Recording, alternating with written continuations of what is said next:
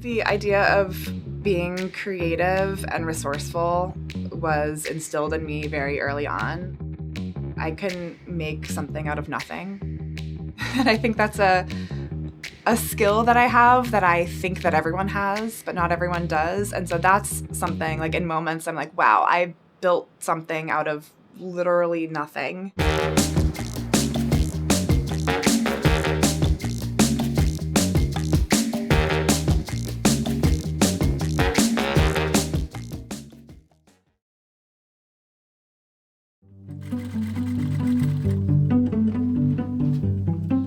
I was a student and I honestly just needed a little bit of a creative outlet, so I started sewing handbags and selling them at the farmer's market where I lived. That translated into designing sewing patterns. That was drafting the pattern pieces. I was in design school at the time, so I was using my drafting skills and knowledge of that software and kind of married one to the other. So a creative outlet combined with the need for a part-time income. So just give me a quick walkthrough of your workspace. Sure. So this is my studio space. It's actually a detached area from my house, which I'm super lucky to have a separate spot. I have my desk area over here, laptop, iPad, all the stuff that I need to create patterns and designs over here. This actually functions as our guest bedroom also. So this is a flip-out bed, so it's a very hardworking space. I have an industrial sewing machine over here. It's a straight stitch industrial machine that I use to sew some of my zipper pouches and some other projects as well. I keep all of my tea towel stock and greeting card stock all along here so I can hopefully efficiently pack all of my orders as they come in. So that is my studio. It's small but mighty. My biggest influence on my art is the natural world and the outdoors. Camping, hiking, all of that, wildflowers or the colors of lichen on rocks or whatever it is, these color combinations, I kind of file them away in the memory bank and pull from them.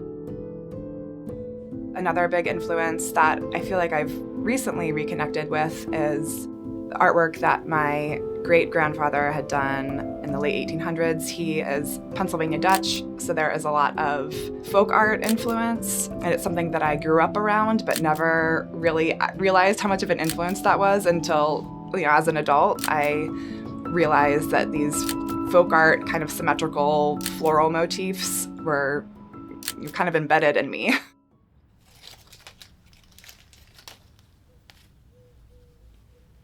When I embraced this idea of calling myself an artist and put out the first collection of artwork, I was super nervous.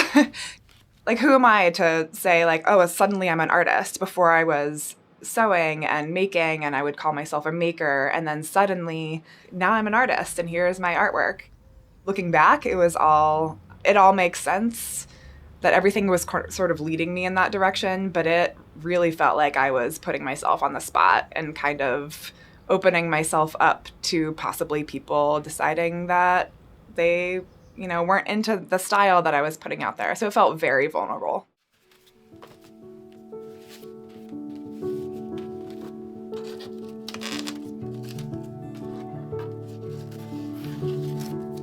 When I started putting my own art out into the world and selling it, I was definitely not ready.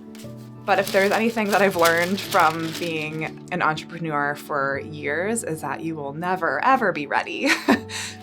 So I think something that I have just learned that I need to do is take the leap when I'm maybe 70% there, and the rest will kind of follow.